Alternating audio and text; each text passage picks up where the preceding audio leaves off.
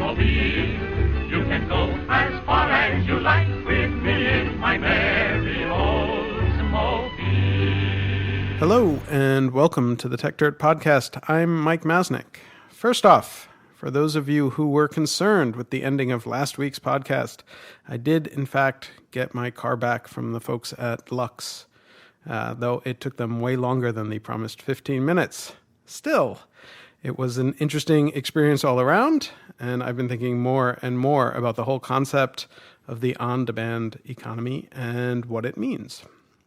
Lots of people seem focused on sort of the first layer analysis of things like Uber, and they'll say things like, oh, if Uber was really everywhere, it could replace direct car ownership, as people could just hail rides everywhere instead. Even the second level of analysis on that is generally very, very simplified. Something along the lines of, oh, if people don't need to own cars, then there's less need for garages or parking lots. But that's fairly simplistic thinking. Historically, true disruptions really don't work that way at all. The idea that the new thing just replaces the old is almost never how it works. If it was, it wouldn't really be disruptive. Things that really change things are almost always very, very different than what most people expect. They appear to come out of nowhere when it's really the result of a huge host of variables that most people haven't considered, and a variety of incremental changes over time. Someone who has actually thought deeply about all of this and thinks that the more simplistic analysis misses that point is Ezra Goldman, the founder of Upshift, and someone who has thought more about transportation and mobility than probably anyone listening to this. He recently wrote a fascinating manifesto on the future of mobility, which we'll link to on TechDirt, and I'm sure you can find it via Google if you don't happen to be reading it on TechDirt, in which he lays out just some of this thinking. It discusses an entirely different framework for even thinking about personal mobility, from differentiating near-car situations from far-car situations, and outlining the different transportation possibilities in those different cases. He envisions a very different world that can develop when the thinking goes along these lines, including changing the way that we design cities and roads. It's a fascinating read, but rather than just have me try to summarize it, we've invited Ezra here to join us, along with co-host Dennis Yang, to discuss his views of the future of mobility. So, welcome to the podcast, Ezra. Thanks for having me. I'd like to start out by tossing you the softball question that everyone seems to ask, which is, won't Uber just take over the world and then no one will ever need their own cars again, unless, of course, they happen to drive for Uber? Yeah, that is kind of the question of the day. Well, so the first point I should make is the caveat that most of the things I'm about to say are primarily oriented towards dense cities for the foreseeable future. So these are still places like New York, San Francisco, Chicago, et cetera. And there's still many parts of the country that are quite far away from car replacement, whether Uber or otherwise. Mm-hmm. So the first thing is, dense urban transportation-oriented development is kind of the building block for any of the things I'm going to say moving forward, and any of the things I think you hear on the news as well, including the extent to which Uber is kind of taking over the world. With that caveat in mind, I would say that yes, Uber is clearly taking off. It's clearly getting a lot of traction. Will Uber replace car ownership? I think is really a different question. There is limited to no data available that I have seen that suggests that Uber is replacing cars directly. We do see there was a UC Berkeley study that I'm aware of that came out last year where they showed that most of those trips are replacing taxi and transit. I believe something on the order of 72% of those trips are, correct me if I'm wrong, but are replacing taxi and transit trips. And there's only about 6% of those trips that are replacing driving trips. And these are individual trips. So this is like, I would have driven to the bar on Friday night, but I'm going to have a few drinks. So I'm going to leave my car at home and take an Uber instead. Now, that is a far cry away from saying that people are replacing their cars for that, because that's only an individual trip. That's not a pure replacement of a car. Now, there is 15 years of data to show that car sharing, such as Zipcar, does in fact replace 9 to 13 cars for every car that's placed on the street. This is, again, UC Berkeley studies from a few years ago. And from my own experience of interviewing people, what I found again and again is that most people who own a car in the city, they're owning it primarily to get out of the city because they have lots of options. They had taxis and they had buses and they could ride a bicycle or walk in the city before. But what they still hold on to a car for is for the things that cars are good at, which is carrying a lot of people, carrying a lot of stuff, and going longer distances. And Uber doesn't, for the foreseeable future, solve any of those problems. But I could see, just to push back a little bit on that, right? I mean, I could see that, in the short term, Uber's only been around for a little while and people are still sort of getting used to it. And so if it were to replace cars, I don't know that you would see that in the data already, right? But conceivably, you can make the argument that as people get used to, car hailing services like that the next time, it comes around to the time when they need to, determine, do I buy a new car or not, that the equation has changed, right? Is that possible? Do you think that there might be a lag, that it could show up later in the data? Perhaps, but I think this is really the extent to which you'll see replacement from Uber, I think, is going to be comparable to what you might see with a good transit network and good biking infrastructure. I mean, even if Uber is everywhere and it's ubiquitous, it's super cheap, it's still until they can solve for 100% of the use cases in and of themselves, Uber is not going to replace a car. And this is kind of similar to what we saw with electric vehicles, where everybody said, 80% of the time people are only going 3 miles, so we'll just create a car that only goes 40 miles or 80 miles, and everybody's going to give up their gas guzzlers. Well, Leafs haven't exactly sold more than a few 100,000 units, so this is not, until you can solve for, every use case with your system, you're not going to replace the cars. You could also see a situation in which maybe it's not going to replace cars entirely, but it could, if you have a family that would normally, say, have 2 cars, right? You could see them potentially going to one where they'd still have the car for the situations where they need the car, but they don't necessarily need a second because they can always get by with kind of an Uber situation. Sure. Well, this has been happening with Zipcar for many, many years. I mean, Zipcar replaces the second car, whether it is actually your first and only car, because your first car is actually a bicycle or a bus or a train.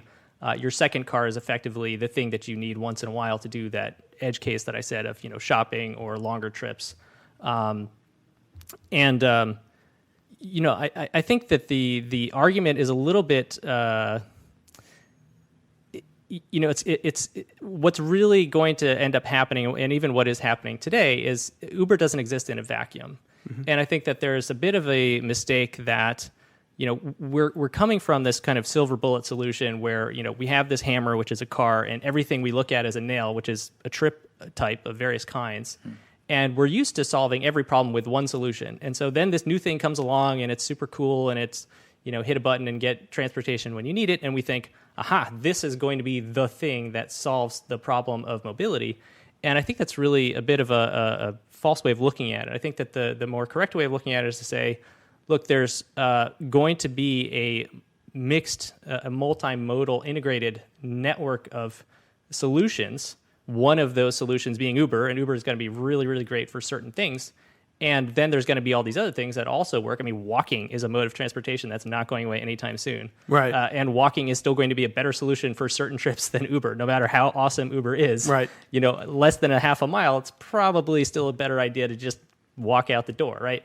So there are going to be certain kinds of trips where there are going to be better solutions, and the car replacement, the car killer, so to speak, is what my colleague at University of Michigan, Susan Zielinski, would say is the silver buckshot solution, which is essentially saying it's not a silver bullet that we're looking for. There's not a one thing out there in Uber or any other solution. What we're looking for is really a whole bunch of different things that are going to each be really, really optimized for a certain kind of trip, that will then hook all together, and it may look and feel like one thing on the user experience side.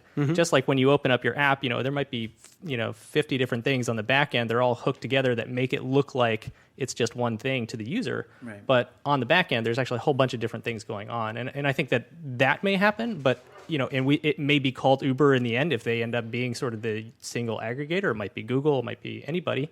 But it's going to end up being a whole bunch of different systems that are networked together. Yeah, and I think that was actually one of the points I thought was most interesting in the manifesto that you put on LinkedIn, and it really got me thinking. Even just this idea that we always think in terms of cars just because that's what we're used to, right? But you break it down into this sort of near car and far car kind of breakdown and point out. What I thought was really interesting was the way you consider when you're just trying to travel, a short distance. Oftentimes there are other modes of transportation that are currently better, and certainly continue new developments that will continue to be better forms of transportation for that. So obviously walking, as we said, but also biking and scooters, electric scooters. Sort of the small autonomous vehicles that are starting to, get close to hitting the market. Things like that could really help get people around and sort of, especially in dense urban areas where a full car doesn't necessarily make sense. Right. I mean, in terms of you spoke to the fact that like New York and other urban areas have different types of solutions. I mean, doesn't it more feels like, I've been in San Francisco for a while now, and it feels like San Francisco is not necessarily evolving because of Uber, but because it's becoming more dense as a city, right? And how much of this shift is actually driven by like a technology per se, or is it really just this is the next stage of what a city looks like when it grows up to be a little bit more dense or a little bit larger, right? Yeah, no, that's a great point. So first of all, I just want to credit Dan Sturgis with the near car, far car concept. Just put a little credit out there. He's another transportation visionary who designed the NEV. Definitely check out his work. But if you, and I could be happy to talk about kind of the distinction between those two and go into more detail there. But to answer your question, yes, as I mentioned in the beginning, I really think the density is a really critical factor to all of this working. Now, obviously, density in and of itself doesn't inherently create innovation.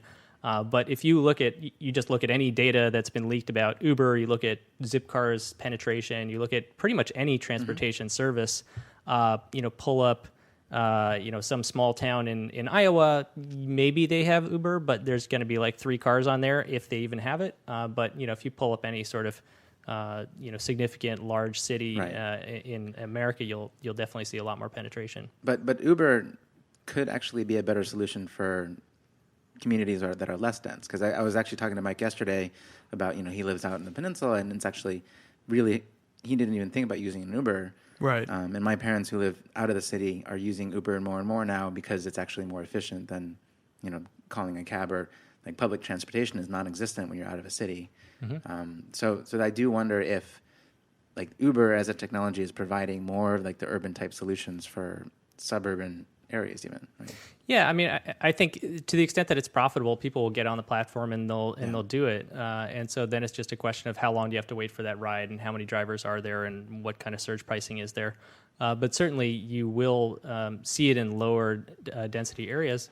But if you look at realistically where Uber is getting 90% of their usage, it's places like the Mission and Marina and literally like a handful of neighborhoods and a handful of cities is probably more than half of their revenue, and everything else is essentially long tail for them. And that goes even in other countries as well, I would assume. Interesting. So I do want to kind of drill down on the near car, far car concept, because I think it was, I hadn't really thought about it that way before. I sort of implicitly maybe, but, not explicitly. And I think it would be good to kind of drill down, what is that, and what is the real difference there, and in terms of how that impacts how we think about sort of the future of mobility. Sure. Yeah. So I think this is a really, really critical piece to understanding how the future of mobility is going to shake out, or at least how I think it will, and many others. If you just kind of break it into near car, far car, far car is there's also two pieces of this, right? One is the physical vehicle design, right? What is the actual thing that I get into to go somewhere? The second is what is the business model that underlies that, and then sort of related to those two things, how does the technology work in order to actually facilitate all that? And everything that we're seeing right now is still very, very, very much in prototype stage. So even Uber today, anything that is even kind of like a leaked version of whatever Google is planning this summer in Mountain View, this little micro cars. I mean, all of this stuff is very, very, very early, very nascent. It's essentially similar to kind of peeking in the garage doors of car builders in the late 1800s. I mean, that's essentially where we're at right now. And I think that there's a bit of a maybe some people perceive like, well, transportation was this cool thing for a few years, and now we're kind of on to the next hot thing. And it's like, no, this is going to be decades. It's going to be huge, and it's going to disrupt everything fundamentally. So that's the first thing to bear in mind. And if you think about, it can dissect it into sort of business model versus and kind of regulations on the one side and vehicle design on the other. So I can start with vehicle design since that's the sort of grossest layer. So near car, I would say, is really going to be things like what Dan was building with the GEM, but it's broader than that. I mean, and his earliest vision for that. I mean, it's really what Google is now executing on, which is sort of a micro car that. Or a car. I don't even want to call them cars anymore. I think we should just call them vehicles. We should get away from words like transit, car. I mean, these are just they really are have too much meaning attached to them. So if you take this micro electric vehicle that Google is building right now, essentially that's something that can only go 25 miles an hour, has no steering wheel. It's very, very revolutionary. None of the car manufacturers want to touch anything like that. They're just, yeah, that's cool. You can do that. It's a niche thing over there, but we're not really going there. But it's low speed. It has, none of the trappings of a vehicle, and it's electric, and it goes short distances. It goes things that Uber does right now, which is 1, 2, 3 mile trips. So just over the walking kind of. Exactly. If you look at like a typical taxi trip, it's about 2.5 miles, and I assume that's pretty similar for Uber. In fact, most of those trips are somewhere between 0.5 mile and 3 miles, which incidentally is the same distance of a bicycle trip, which is why I personally almost never use Uber. In fact, I just don't even, I used it twice last year. I mean, it just hasn't disrupted my life at all, and I don't own a car. So, and I think for most city cyclists, like they'll find, like I ride my bike primarily around town unless I'm with other people, right? Which is kind of a big use case for either Uber or taxi. That's a really good point. I used to live in Copenhagen, and everyone there had a bicycle. And so it was actually the opposite, that if you didn't have a bicycle, you were the kind of lame guy who had to take a taxi or a bus because where's your bike? Exactly. So there's a lot of social factors as well. In terms of the near car solutions, there's a whole range of different things that can fit that description. One is the sort of radical revolutionary, Google vehicle integrated with some sort of Uber-like ride-sharing service, right? And that solves some problems. And then there's things like Zipcar that are working right now that are, I would call still kind of a near car. They're kind of a mid car, I guess. They're, trips of a few hours where you might have to haul a little bit of stuff. Right. But, you've got a bicycle. I mean, I ride my bike all the time. It's a fantastic mode of transportation. It's been around for 100 years. There are lots of things we need to do to innovate on that, including a lot of infrastructure that we need, which is much cheaper than building technology companies. And we should invest a lot more in that, in bike lanes, among other things.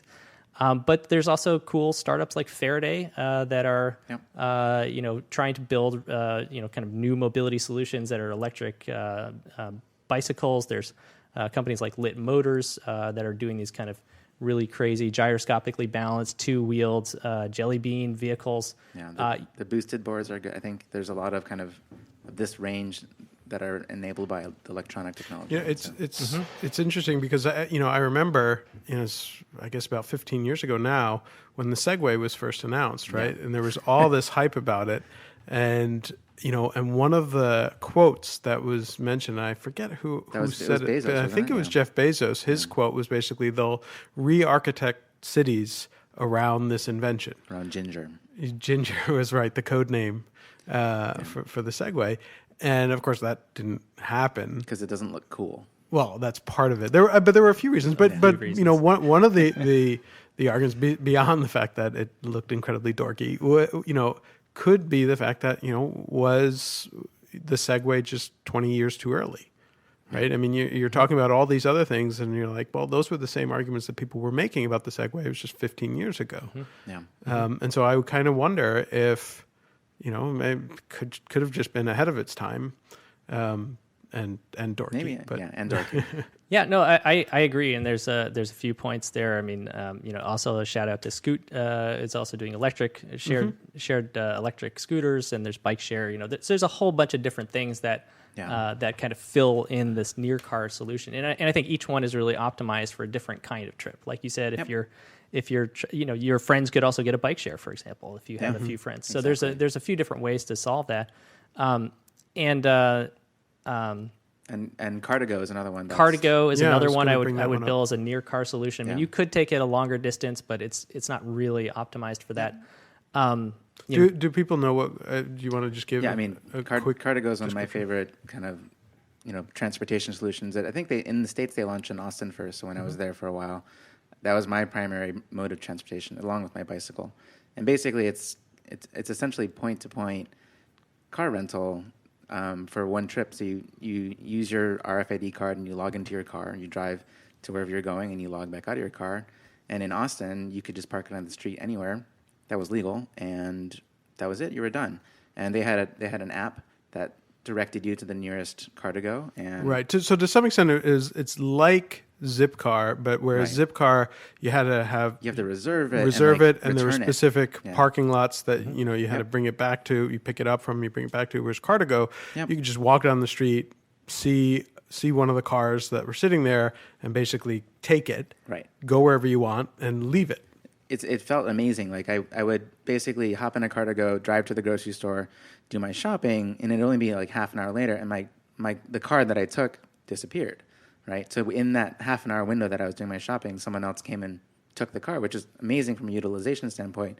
And then it was just kind of fascinating. You open up the app again, you find another car, and you drive again. And so I think it was a fascinating thing, and I think that they've launched now in a bunch of other U.S. cities like San Diego and Seattle. They now have 1 million members around the world, and they're in some 30-odd cities at this point. I mean, it's kind of like a DIY Uber of sorts, where you're not, there's no driver involved. You're just getting There's no monthly fee, which I love because I'm going to Austin this weekend, and that's how I'm going to get from the airport to where I'm going. So Right.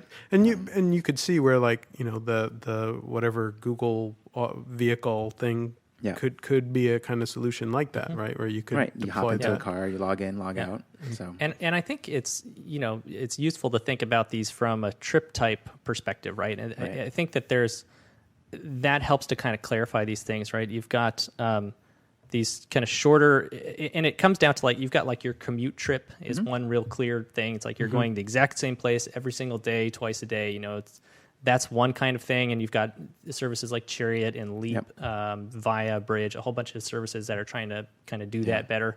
And then you've got these kind of shorter one-off trips, and that's kind of like a couple mile trip within the city, and you've got a bunch of different services that are trying to crack that nut. You've got Drive Now, Car2Go, Scoot Networks, Bike Share, Uber. and don't forget good old Muni. There's good old Muni. Right. Good Public old Muni. transportation still exists. Yeah, Still public exists. transit is still, trying to solve the commute, and taxis are still trying to solve the one-off use case. Yep. And then you have Zipcar. I think is kind of in this weird middle space right now, which I think is a little problematic for them, where they're kind of getting encroached on by on a couple sides. On the shorter trips by Uber, Scoot, and other services, and on the longer trips they're getting, and on the grocery runs they're getting encroached on by Instacart, TaskRabbit, other things that that's can a good just go point, get your groceries for you and pick up your IKEA stuff.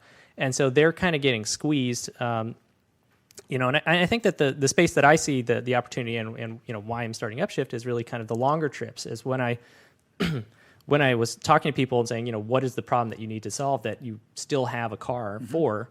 It's really the far car trip. It's the longer trip that is kind of what cars are good for. That's what cars were built for. They're designed to take a lot of people with a lot of stuff really far, and the existing solutions are all designed around taking a few people with not so much stuff very short, and that is most of what the trips are. But there are still those trips where you need those longer duration trips, and right now they're not adequately being solved by the existing solutions. And to talk about the FAR car from a vehicle design perspective, I think everybody's kind of really focused on the kind of really revolutionary Google kind of stuff. But there's a lot of evolutionary stuff that is still going to have significant impact on the FAR car, and the FAR car is still going to need to be there. We still need something with 4 wheels that can take you to Tahoe with your skis. And it's probably not going to be a little, robo Nev that Google is making. There's still going to have to be some sort of, SUV and sedan and some other things that essentially solve what they were, that's what they were designed for. And you should have access to whichever one of those things is perfect for whatever that trip is. And it should all be integrated on your smartphone, and it should all be on demand at the push of a button. And, I think that's the sort of the future that we're headed towards. And the FAR car looks less, cool and sexy and radical, but is actually kind of the linchpin in making all the other stuff work. Because if you don't actually solve for that trip type, then people still have their car. They've dumped all this sunk cost into this asset that they have just in case for that, once in a while trip that they need to make. And now they're much less likely to take the Uber, less likely to take a scooter, a bike share, or Zipcar, any other service, just because they still have this sunk asset that they need once in a while for this longer trip.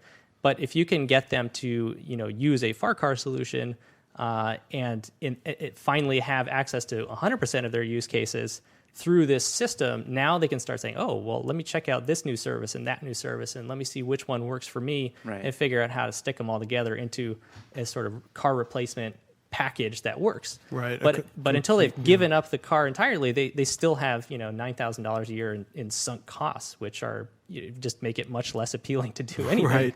I mean, is it a psychological problem though? I think people don't make that calculation when they buy a car and have it sit in their garage and pay for the garage and do all that. And as opposed to, if you think about, every time I go to Tahoe, I have to think about renting a car, like that. You add that to the price of the trip. Whereas if you own a car, it's kind of it's a sunk cost, so you don't think about it, right? So is there like a psychological barrier to kind of integrating this whole thing? Absolutely. Or like, can you guys wrap it into a mobility solution from Uber where I don't know how that would work. Absolutely. No, I completely agree. I mean, I've spent the last few years trying to figure out the right business model for the new mobility economy. And, ultimately the ideal solution would be I pay a few $100 a month. I get access to all of these different services. They're all hooked together through one integrator, whether it's Google or Uber or, Upshift or whoever. And, I just have one place to go. I need to go to place X, and the service says, this is the thing for you. And I'm paid a few $100s a month, and I just, get my mobility. Is somebody going to offer unlimited? The subscription pricing. I've been working on that for a long time. I think it's very hard as an operator to toy with the idea of unlimited, because as soon as you say unlimited, somebody will actually do unlimited, and then an adverse selection. Right. Yeah. I mean, how do you prevent the guy from saying, well, I'm going to commute to work every day? The cell phone companies have done a very good job of defining unlimited as limited. Yeah, but that then leads to pushback and serious problems. But they still have it. Those are also bits, not atoms. Sure. And the nice thing about bits, I mean, there are certain, you get to a popular soccer game or something, and you do have calls drop and stuff, but it's a different thing when you've said, okay, you're going to pay, $250, $400 a month, whatever the number is you come up with, and your service X is not available. Sorry. Right. People get very, very mad at that point. Yeah. So you have to have 100% reliability in that system. Or maybe you just set the expectations right. I mean, I don't think one of my friends is doing Surf Air right now, which is, technically they call it unlimited flights within California from certain airports. They do have limitations, and there are also there's plenty of limitations. Yes. Like you can only reserve 2 flights at a time. Yep. If you miss a flight, they ground you for 3 weeks. So basically, what I'm saying is that they bill it as unlimited, and it feels unlimited. But there are rules, and you can make it unlimited if there are limitations in the way you design the system. So, like for example, let's say I had an unlimited car-to-go kind of a model, but all the cars are electric and they're micro cars, right? So I know you're not going to drive it, 300 miles over the weekend. Right. If I have an unlimited bike share program, you're probably not going to just ride it indefinitely, right? So you're limited by time, right? And exactly. So I think that maybe to call it unlimited feels more like a marketing thing rather than Sure. like a philosophical. Yeah, but it is interesting because if you could set that up, and I'm not 'Cause convinced then that I you can could, stop but thinking then about it. you can you can stop thinking about it, and you can also Yeah. make the comparison to car ownership much more clear, right? That's the Yep. problem right now. So Yeah. and this is to some extent right. I mean, this is why Netflix was fairly successful, also Yeah. because they basically did effectively an unlimited deal. Well, they So there's- called their mailer program unlimited, but right. you could technically only physically get a certain number of DVDs every month, but they called Right. it unlimited. But because what they were doing was they removed the sort of mental transaction cost as Yeah. opposed to the actual transaction cost of each exchange. Right. When they made it a sort of subscription process, then you didn't even have to think about it. You didn't have to say, is this worth X amount Yep. to take that next step? And that makes it really interesting, but definitely represents some real challenges. Yeah, at least I definitely thought about it quite a bit, and at least for our particular business model, it's challenging because you're trying to be so unlimited in terms of your range that you're Right. making available to people, right? So if we were doing some sort of near car solution, I could see it working where you say, well, there's only so many yeah, trips of this kind you can make, but if you're saying it's a Prius for a day, I mean, you could take it to work, you could take it to do. I mean, that's what we do with a car Yeah. right now. It's just Right. a car, and if I say it's an unlimited amount of car access. Right. There has to be something on mileage it or were- time or something that Yeah. limits you, and then you're kind of back to where you started. unlimited Uber would undoubtedly end up with someone just taking an Uber to New York. Oh, sure. Yeah, exactly, And there would be exactly. all sorts of, I mean, Yeah. So there- it is, right? It's the basic, adverse selection problem. And, it's a standard sort of economic challenge in terms of how do you deal with that. Right. But I do think this that is that interesting. this is where we need a lot of smart people, people smarter than myself, who can figure out how to create an unlimited service where essentially you can do some sort of Right. pay X per month, get all you can eat mobility on demand, and you're hooking all these things together. And I think personally, I don't think we have all the pieces yet. I don't think we have the technology built yet. I don't think we Yeah. have all the business models yet. I don't think we have all the vehicles yet to really make that work in enough places. But I do think that that's kind of, and that's why I'm focused on building the piece that I think is kind of the missing link that needs to be built first to really be able to start to put that together. Right. It's kind of like saying, we have this really awesome puzzle, and you're like, yeah, we should totally put that puzzle together. And then it's a 1,000-piece puzzle, and you shake out the box, and there's like 460 pieces, and you're like, oh, this is not going to be a really cool puzzle to put together. And so I actually started working on a multimodal trip planner app back in 2011, and very quickly came to realize that we don't have enough of the pieces in the box to put together the picture on the front cover, right? Yeah. And so then I was like, okay, well, what's the biggest chunk of this that really needs to go to kind of get people in the mindset of, oh, hey, multimodal is this new thing. Right. And then once we have all the pieces and we've developed all the technology, we can start hooking them together. Great.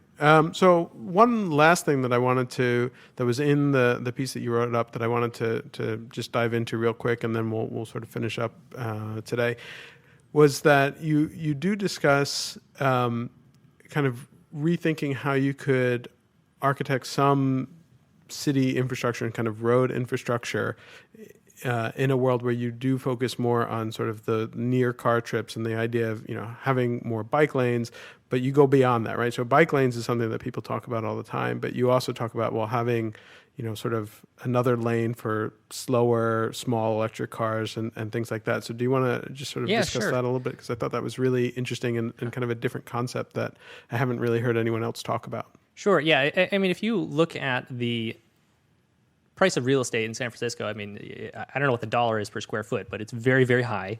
But if you look at the price of on-street parking in San Francisco, it's something like $100 a year. It's about $6 a month for on-street parking. I mean, it's just complete nonsense when you compare that to $3,000 a month for a one-bedroom, right above that parking space. You're like, well, okay, well, I'll pitch my tent there and I'll pay $6 a month. Like, why not? It's the size of a car, right? So there's kind of this disconnect, I think, in the price of that real estate and that land value. And if you look at not necessarily, I don't know what the exact percentages in San Francisco, but certainly some cities in America have upwards of 60% of their total acreage of the city is just dedicated to parking and cars, which is madness.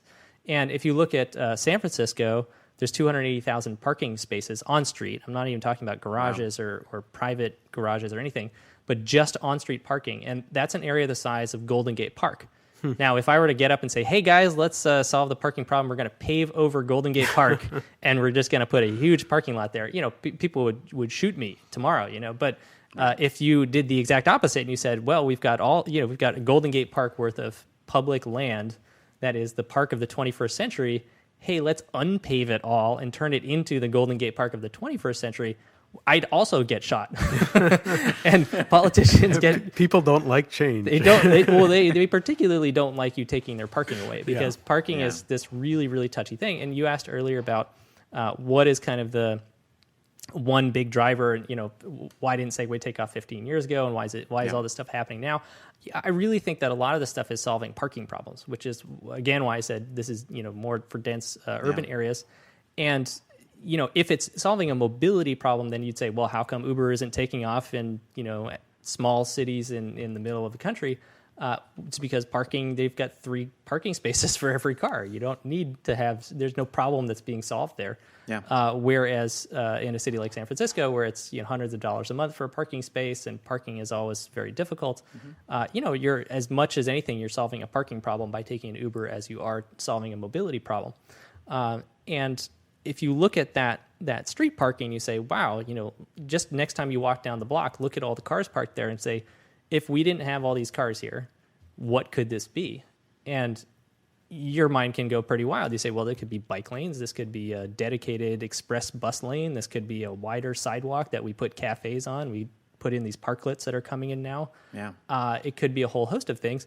And one of the things that I mentioned in the article as well is that if we actually start optimizing all of these different vehicles and business models and technology so that each trip is really optimized for the kind of trip that you're making, then the vehicles can get smaller because you don't need to have this one-size-fits-all vehicle that does everything. You have a whole bunch of different vehicles, each one perfectly designed for what it does best. And that means you don't need lanes that are 12 feet wide or whatever the standard width is. And you can now carve up that same street into a lot more lanes with a lot less actual space and get rid of all the parking while providing everybody pure mobility on demand. They get exactly where they're going. I mean, I always park my bike right in front of wherever I'm going. I never have to circle the block, and I just step off my bike and I'm right there and I pay nothing. I mean, I beat an Uber most of the time. I mean, there's no traffic. My cost is zero. As a guy was coming out of the on-demand conference the other day, and there were people waiting like 15 plus minutes for their Lux and their Zerks to come back. And this guy was opening up his app and he's like, I'm going to take an Uber from North Beach to Caltrain. And it looks at it and it's going to be 24 minutes and 2.4x surge pricing. And I'm like, unlocking my bike, which is parked right in front of the door. And I look at the app, I look at my Google Maps and I'm like, oh, it'll take me 19 minutes. It'll take you 24 with traffic, and it'll cost me 0 and I'll get some exercise and you're going to pay like $50. I was like, awesome. So, I think that there's a lot of things that we can do if we make it actually, safe to do those kinds of, right now bicycling is just a dangerous proposition in San Francisco. But if you're in a place like Copenhagen where you've got, physical dedicated bikeways that are not the lanes that we have here in the city, but are essentially like a sidewalk. I mean, it's like a totally separate sidewalk just for bikes. You don't have the worry of being doored. You don't have the worry of people running into your lane. I mean, it's a totally different proposition.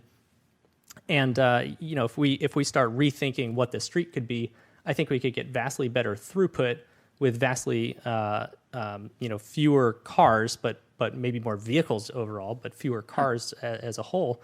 And I'm not suggesting that we should be getting rid of parking in the sense of the thing that would get me caned off of the radio show, but because what I'm suggesting is that I think we can get, better mobility with fewer vehicles at a lower cost, moving more efficiently with less environmental waste, less, health and safety issues, and all dematerialized in a sense, into an app-based solution, helping people go where they want, when they want, in a very simple fashion. And I think that if we can deliver on that kind of a promise, people are not going to, people will be like just happy to give up their cars and their parking and everything, because what they really want is just freedom of mobility.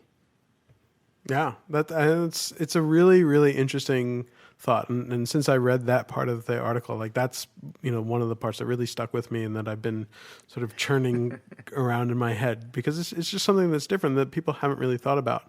I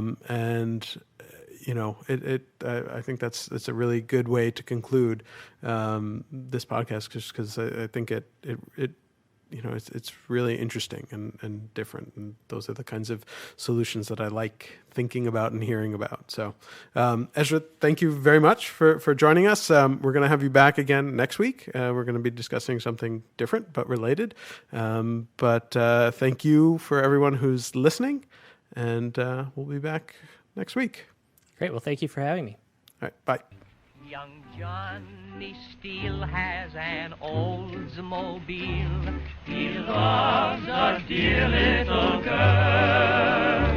She is the queen of his gas machine. She has his heart in a whirl. Now when they go for a spin, she tries to learn the auto, so he left